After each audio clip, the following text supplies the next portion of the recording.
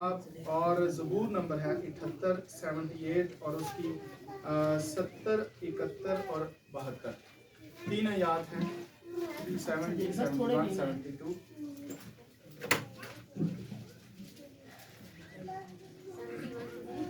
78 number ज़बूर है। 70, 71, 72 versus हैं। 78 number ज़बूर।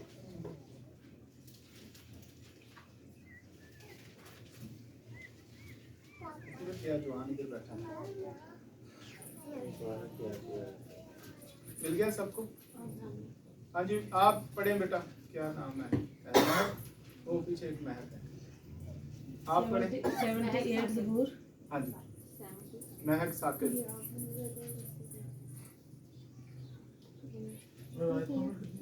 70, 71, 72।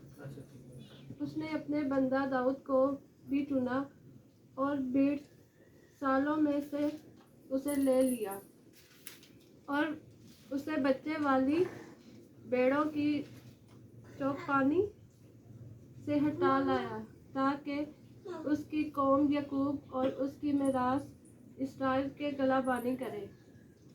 तो उसने खलूस दिल से उसकी पासबानी की और अपने माहिर हाथों से उनकी रहनुमाई करता रहा। आमीन। आयशा, आयशा की आयशा के साथ भी पढ़ेंगे। उसने अपने बंदा दाऊद को भी चुना। उसने अपने बंदा दाऊद को भी चुना और 20 सालों में से उसे ले लिया। और 20 सालों में से उसे ले लिया और वो उसे बच्चे वाली भेड़ों की चौपानी से हटा लाया ताकि उसकी कौम याकूब और उसकी मिरास इसराइल की गिलाबानी करे। सो उसने खलूसे दिल से उनकी पासबानी की और अपने माहिर हाथों से उनकी रहनुमाई करता रहा। आमीन। हालेलुया। प्यारे रूहुल कुद्स, तेरे कलाम को सीखना चाहते हैं। हम भूखे और प्यासे रहते हैं तेरे कलाम के। हमें अपने कलाम की समझ यीशु मसीह के नाम में। मेरे जीसो, यहाँ पर एक शख्स है जिसका नाम दाऊद है। क्या नाम है? दाऊद है। कितने हैं जो दाऊद की हिस्ट्री से, दाऊद की स्टोरी से, उसके हालात जिंदगी से वाकिफ है? दाऊद को जानते हैं? दाऊद कौन है? ठीक है। और दाऊद के बाप का नाम क्या है? और यस्सी के बाप का नाम क्या है?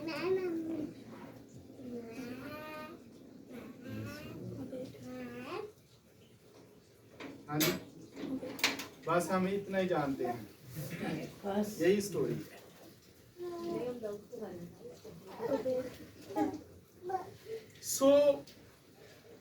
ये शख्स जो दाऊद है, बाइबल मुकद्दस में दाऊद का सबसे ज्यादा जिक्र होता है। सबसे ज्यादा मुकाशफा तक खुदा दाऊद का जिक्र करता है। और खुदावंद यीशु मसीह के बारे में लिखा है, और यीशु मसीह ने कहा कि मैं दाऊद की कुंजी रखता हूं। और यीशु मसीह के लिए ये कलाम है कि वो दाऊद के तख्त पर बैठे। दाऊद का खुदा बहुत जिक्र करता है और दाऊद को खुदा ने चुन लिया, और दाऊद के लिए ही खुदा ने कहा कि दाऊद मुझे मेरे दिल के मुआफिक मिल गया है। जब खुदा दाऊद को चुनता है तो कौन सी खूबियां हैं जिसकी बना पर दाऊद खुदा दाऊद को चुन लेता है?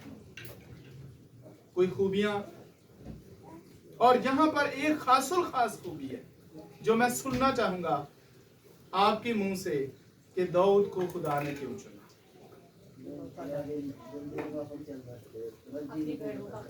अपनी भेड़ों का ख्याल रखता था और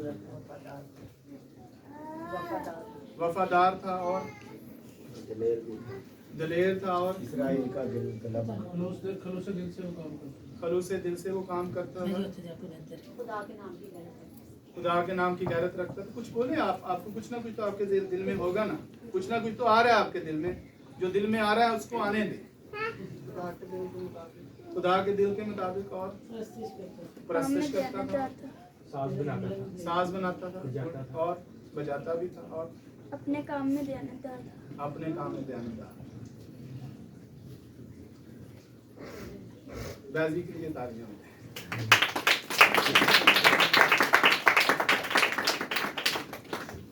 जब खुदा ने मुकद्दस दाऊद को चुन लिया, उस वक्त वो क्या करता था?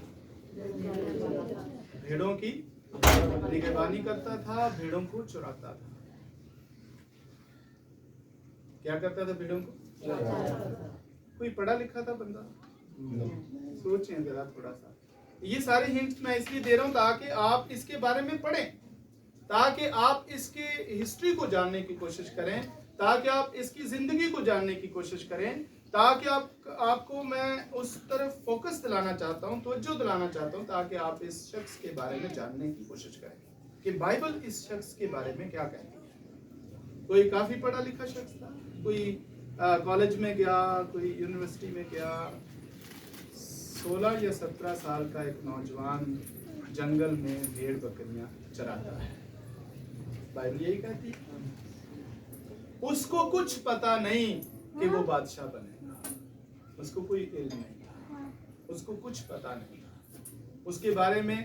बाइबल ये नहीं बताती कि दाऊद को कुछ पता था, दाऊद को कुछ इल्म था कि वो एक दिन जो जिस दौर में वो भेड़ बकरियां चरा रहा था, उसको नहीं इल्म, उसको नहीं पता। और ऑलमोस्ट यही समझे कि वो एक अनपढ़ शख्स था। उसने ये देखें ज़बूर लिखा है,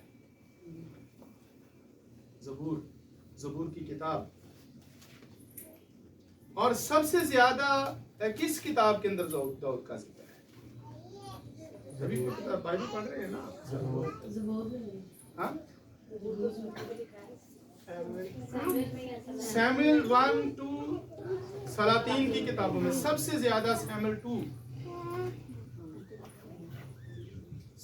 सैमुएल की दूसरी किताब में सबसे ज्यादा जिक्र है दाऊद का।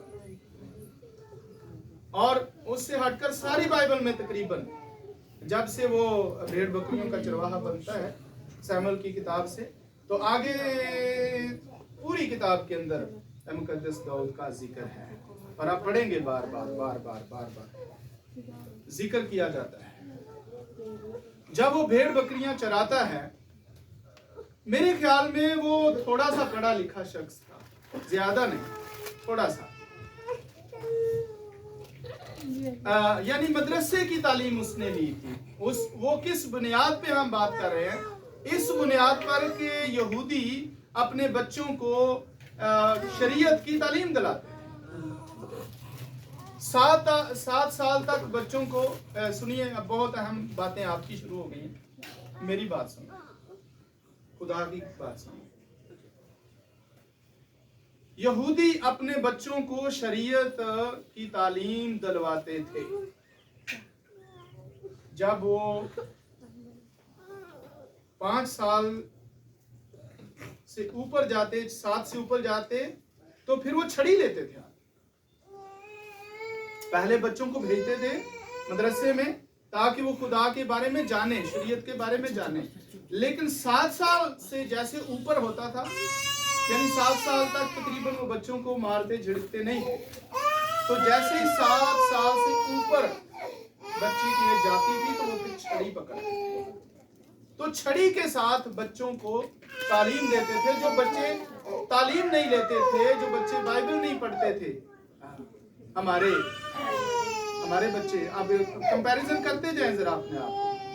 जो बच्चे बाइबल नहीं पढ़ते थे उनको फिर छड़ी से मारते थे। तो पंजाबी जाने साडे खोते खोते जिड्डे हो गए। ਅਸੀਂ ਬਿਲਕੁਲ ਨਹੀਂ ਇਹਨਾਂ ਨੂੰ ਆਖਣਾ ਕਿ ਤੁਸੀਂ ਇਹ ਦੁਆ ਕਰੋ, ਤੁਸੀਂ ਬਾਈਬਲ ਪੜੋ, ਤੁਸੀਂ ਚਰਚ ਜਾਓ। ਇਹ ਸਾਡੀ ਹਾਲਤ ਵੇਖੋ। ਸੋ ਮੁਕੱਦਸ दाऊद मदरसे का पढ़ा लिखा शख्स है, ऑलमोस्ट आज के दौर के हिसाब से वो अनपढ़ शख्स ही माना जाएगा। कोई थोड़ा सा जो बिब्लिकली तौर पर वो नॉलेज रखता था और बस यही था। और बाप ने उसे भेड़ बकरियां बना दी और उसे कहने लगा चलो भाई जंगल में इनको चराओ। और वो कोई भेड़ बकरियां ज्यादा नहीं थी, थोड़ी सी थी। यस्सी कोई बहुत अमीर शख्स नहीं था, एक मिडिल क्लास शख्स था और उसके बेटे थे, बेटियां थी। उसने दाऊद को थोड़ी सी भेड़ बकरियां बना दी और जंगल में जाकर चराए। हम देखते हैं कि दाऊद भेड़ बकरियों को चराने के साथ साथ खुदा की हम्द करता था, साज बजाता था और वो साज अपने हाथों से तैयार करता था। That's love. खुदा के साथ दाऊद की मोहब्बत, खुदा के साथ दाऊद का प्यार। वो अपने हाथ से साज बनाता था और फिर अपने हाथ से बजाता था और फिर अपने मुंह से गाता था और दिल की गहराइयों से खुदा की प्रशंसा करता था। ये तो उसका खुदा के साथ जो मामला था ये था। दूसरा मामला ये था जो उसका और उसकी भेड़ों का मामला था, जो उसका दिल भेड़ों के साथ और खुदा के साथ इस बिजनेस में, इस काम में जो उसके सुपुर्द किया गया था, वो इस कदर दयानतदार था कि जब कोई रीछ, जब कोई भेड़िया, जब कोई शेर उसकी भेड़ को चुरा कर ले जाता था, दबोच कर ले जाता था, पकड़ कर ले जाता था, तो वो उस रीछ, भेड़िए या शेर के पीछे पीछे जाता था अपनी भेड़ को छुड़ाने के लिए। मुझे बताएं आज कोई ऐसा पास्टर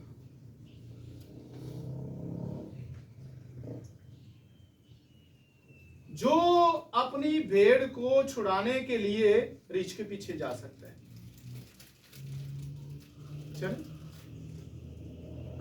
फर्ज करें आपकी एक भेड़ है, आप उसको पाल रहे हैं, आपके बाड़े से रीछ ने उसको चुरा लिया है, तो क्या आप छुड़ाने के लिए उसके पीछे जाएंगे?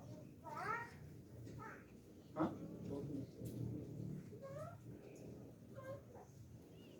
आज यही सिचुएशन है। मैं समझता हूं अगर आपका जानवर, आपकी भेड़, आपकी बकरी, आपकी गाय, बैल, अगर शेर उसको ले जाए तो छुड़ाने के लिए नहीं जाएगा कोई। कहेगा ख्याल है कोई भेड़ चली गई है, ये जानवर चला गया है, मैं क्यों अपनी जान गंवाऊं? तो कोई भी पीछे। पर दाऊद अपनी भेड़ को छुड़ाने के लिए जंगल में घुस जाता था, उस रीछ के पीछे, उस भेड़िए के पीछे और उस शेर के पीछे। और बाइबल में लिखा है वो इस दिलेरी के साथ जाता था कि उस शेर को, रीछ को, भेड़िए को ही मार देता था और अपनी भेड़ उसके मुंह से छुड़ाकर ले आता था। ये था उसका उसकी भेड़ों के साथ दयानतदार होना।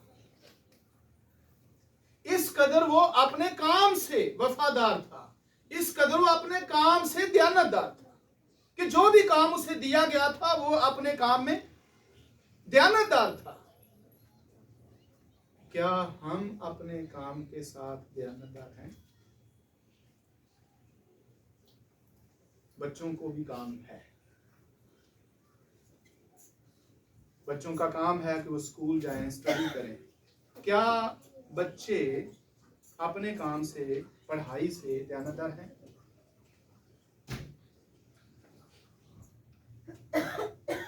क्या नौजवान अपने काम से दयानतदार हैं? एक शख्स जॉब पर जाता है, क्या वो अपनी जॉब से दयानतदार है? या उस जॉब को अपना बोझ समझता है?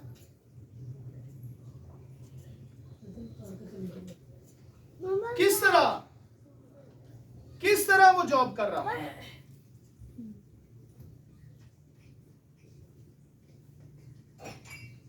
एक मां क्या अपने काम से दयानतदार है?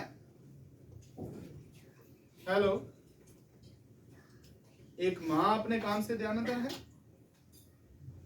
उसकी जिम्मेदारी है अपने घर को संवारना, अपने बच्चों को संवारना, उनकी देखभाल करना। क्या वो अपने काम से दयानतदार है? एक बाप अपने काम से क्या दयानतदार है? और फिर एक खादम क्या अपने काम से दयानतदार है? और फिर कलीसिया क्या अपने काम से दयानतदार है? मगर मुकद्दस दाऊद अपने काम से इस कदर दयानतदार था। ये क्या कहां से हो रहा है? इस कदर अपने काम से दयानतदार था कि वो अपनी जान भी उस काम के लिए दे देता, तैयार होता है जान देने कि चाहे कुछ भी हो जाए, जो मेरे सुपुर्द किया गया है मैं उसको खोना, जो मेरे सुपुर्द किया गया है मैं उसको जाया नहीं होने दूंगा, मैं उसको खोना नहीं चाहता, चाहे मेरी जान चली जाए। इस कदर वो अपने काम से वफादार है, अपने काम से दयानतदार है। जब खुदा ने ये देखा, जहां से उसकी जिंदगी का टर्निंग पॉइंट है, जब खुदा ने ये देखा कि ये शख्स अपने दुनियावी काम में इस कदर दयानतदार है कि इसके पास जो भेड़ें हैं थोड़ी सी, अगर रीछ उनको चरा कर ले जाता है तो ये उसको भी छुड़ा कर ले आता है, ये अपनी जान की परवाह नहीं करता। तो फिर खुदा ने फैसला किया कि अगर मैं इसको अपनी असल भेड़ें दे दूंगा, अपनी कौम इसको दे दूंगा, तो ये मेरी कौम के लिए भी ऐसा ही दर्द रखेगा और इसी तरह मेरी कौम को भी संभालेगा। जिस तरह ये अपनी भेड़ बकरियों की रखवाली करता है, जिस तरह ये अपनी भेड़ बकरियों की गलाबानी करता है, जिस तरह ये अपनी भेड़ बकरियों की फिक्र करता है, जिस तरह ये अपनी भेड़ बकरियों को चराता है और उनको संभालता है, अगर मैं अपनी असल भेड़ें भी इसके हाथ में दे दूंगा तो ये उनकी भी गलाबानी करेगा, उनको भी संभालेगा, उनको भी सेव करेगा, उनको भी महफूज करेगा, क्योंकि खुदा ईमानदारों से इस कदर मोहब्बत और प्यार करता है। और इस शख्स ने साबित कर दिया, जब अमालिकियों की और फलस्तीन की जंग इस्राएलियों के साथ लगी हुई थी, तो इस शख्स ने साबित कर दिया। 40 दिन तक वो जाति जुलियत आता रहा और गाली गलौज करता रहा और फजीहत करता रहा और बेइज्जती करता रहा, लेकिन बनी इस्राएल में से कोई उसको जवाब नहीं देता था। वो सारी कौम की बेइज्जती कर रहा था। तो उस वक्त इसने साबित कर दिया कि मैं खुदा की भेड़ों की निगहबानी करने के लिए अपनी जान दे सकता हूं। इसने साबित कर दिया और इसने कहा मैं इस से लड़ूंगा। ये तो किसी कुत्ती की मानद हो सकता है या किसी रीछ या किसी शेर की मानद हो सकता है। मैंने शेर को भी मारा है और ये भी किसी शेर की तरह, ये भी किसी रीछ की तरह होगा। मैंने रीछ को मारा और जिस खुदा ने मुझे उस रीछ से उस शेर से बचाया, वो इससे भी मुझे बचाएगा। तो इसने फैसला किया कि मैं जाऊंगा। तो उम्र कितनी है? 17 तो आज हमारे 17 साल के नौजवान का गलियों के अंदर रोडों के ऊपर, मोड़ों के ऊपर, फोनों पर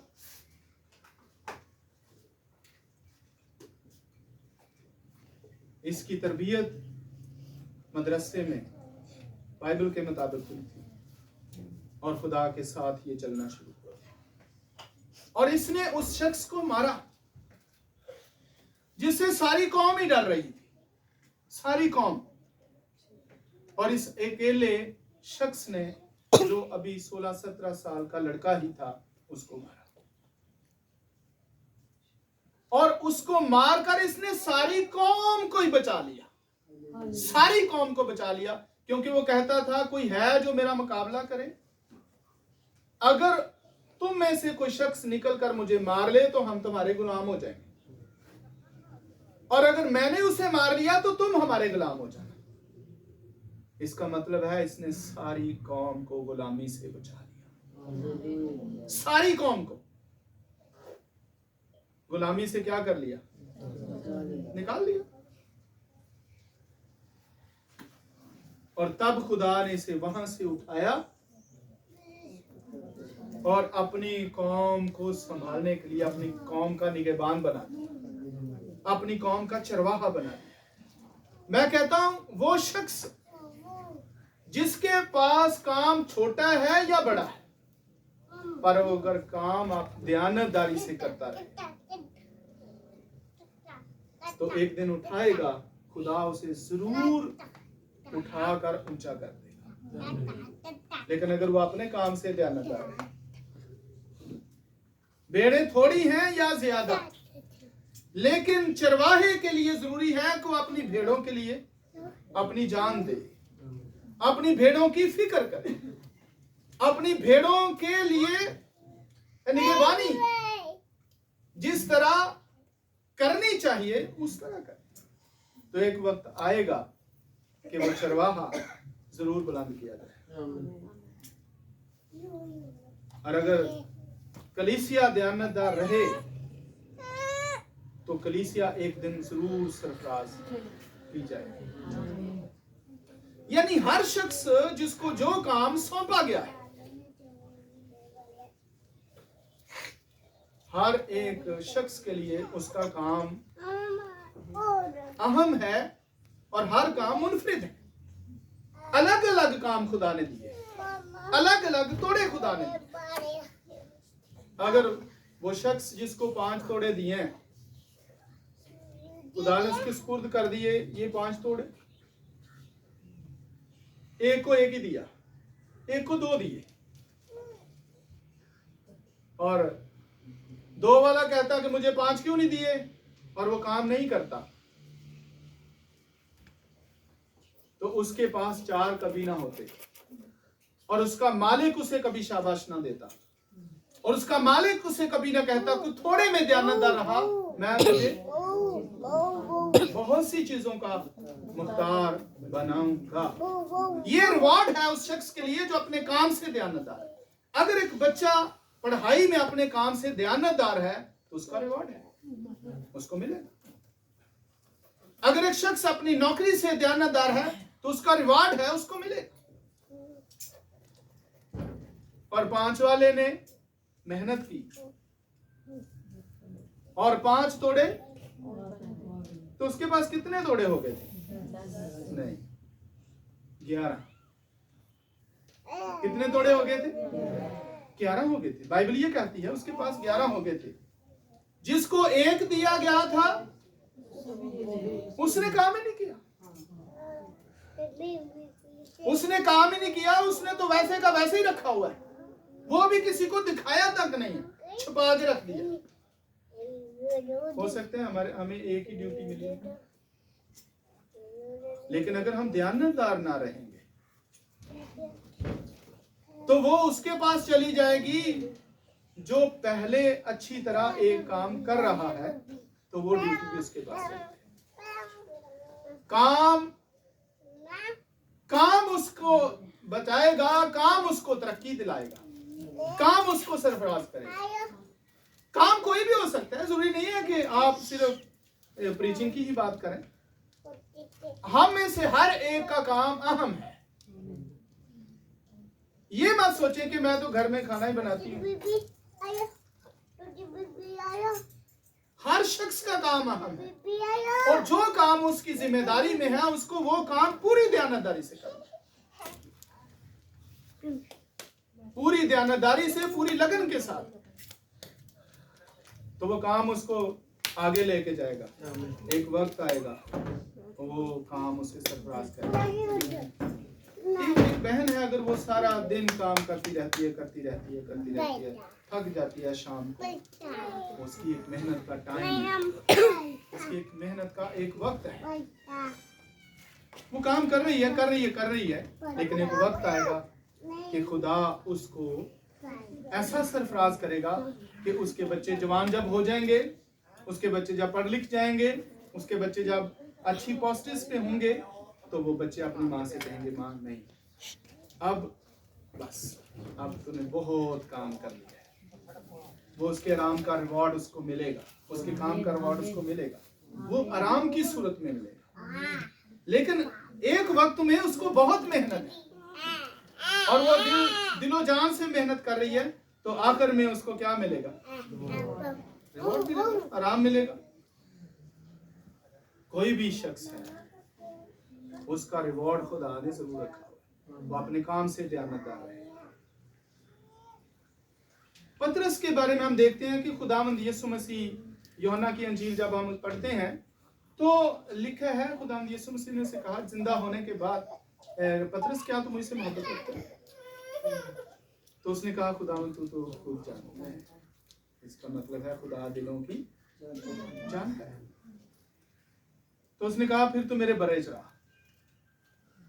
तू क्या कर? मेरे बर्रों से क्या मुराद है? बर्रों से मुराद है जो खुदावंद यीशु मसीह के रसूल है। उसने कहा, तू फिर मेरे बर्रे चढ़ा। खुदावंद यीशु मसीह ने फिर उससे पूछा, पतरस क्या तुम इससे मोहब्बत रखता है? तो उसने कहा, हाँ खुदावंद तू तो जानता ही है। तो खुदावंद यीशु मसीह ने कहा, फिर तू मेरी भेड़ें भी चरा, बर्रे भी चरा, भेड़ें भी चरा। तीसरी बार जब यीशु मसीह ने से कहा, क्या तू मुझसे मोहब्बत रखता है? तो वो रोई पड़ा, वो रो पड़ा और कहने लगा, खुदावंद तू तो जानता है सब कुछ। आप अंदाजा करें, पतरस पढ़ा लिखा नहीं था, लेकिन खुदा ने अपने रसूल उसके हवाले, खुदा ने अपने कलीसिया उसके हवाले और कहा कि तू इनको संभालना, जब कमजोर हो जाएं तो क्या करना। तो ये मत सोचें कि मैं पढ़ा लिखा नहीं हूं तो खुदा मुझे आगे कैसे ले जा सकता है।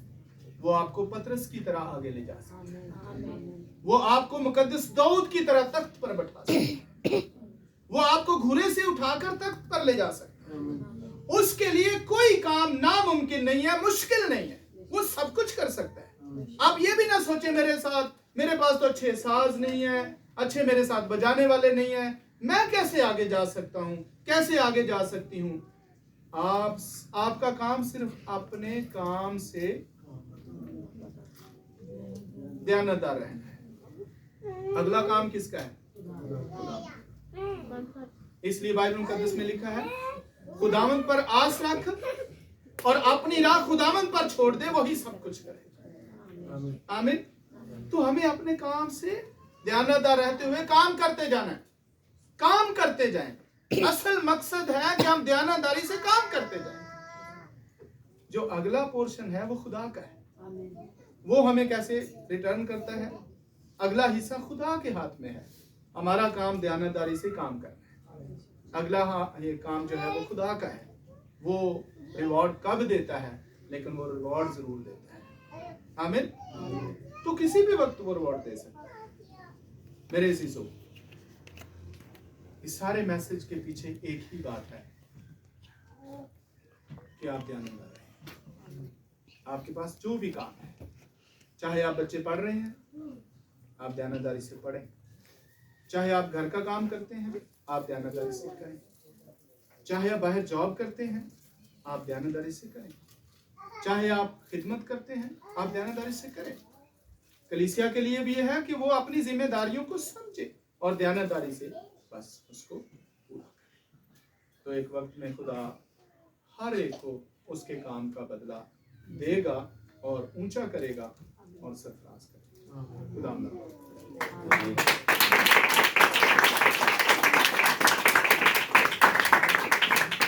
हालेलुया।